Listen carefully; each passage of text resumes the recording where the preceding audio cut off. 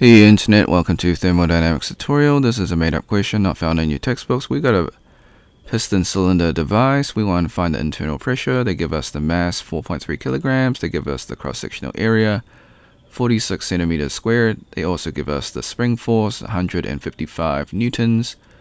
Also the atmospheric pressure at 97 kPa. Step 1, draw your free body diagram, your FBD. This will help you visualize the problem. Also will help you figure out the direction of the forces. Alright, so spring force going down, atmospheric pressure going down. We got the internal pressure going up, and we got the weight force going down. Okay, weight being mass times gravity. Step 2, list all the givens and unknown, what you're trying to find.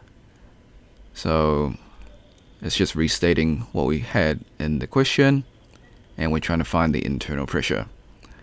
Step 3, find the formula for internal pressure. So P multiplied A is equal to PATM multiplied by A plus W plus F spring.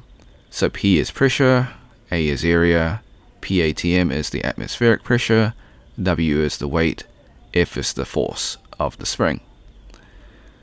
We want to make P the subject, so we divide A by both sides. So we get rid of A on this side by dividing it, and when we divide it on this side, this area disappears because A divided by A cancels out, and then this portion here becomes a fraction because we're dividing weight plus the spring force by the area. Step 4, find the internal pressure. So we're just substituting in the values. So we plug it in into our graphic calculator or in our code, and then we solve.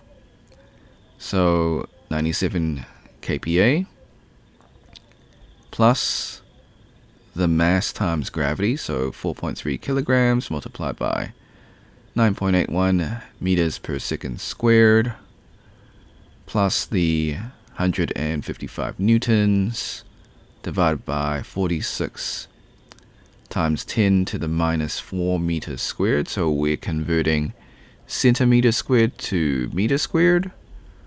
And then of course we've got our conversion factor. 1 kPa is equal to 1000 newton per meter squared. This will give us an internal pressure of 139.87 kPa. Disclaimers, the method is correct, however, I do make calculation mistakes. I encourage you to solve it yourself and see if you get the same answer. Before we leave, I highly encourage you to save this video, just in case this video or the channel gets taken down.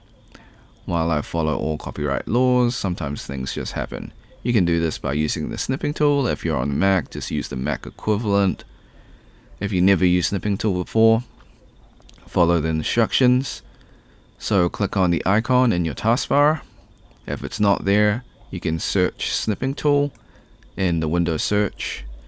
Once open, click on the video option, click on new, then left click and drag to cover your YouTube screen. Then hit the start button, wait for the countdown, hit the replay button on YouTube, let the video finish, then hit the red button to stop recording, and then save your video as usual. Like and subscribe, share with your friends because this is a made up question so they won't be able to find it. If you find mistakes or if you got questions or comments, leave it in the comment section. I will get back to you. If you want to support me, become a member or drop a super thanks. Until next time, see ya.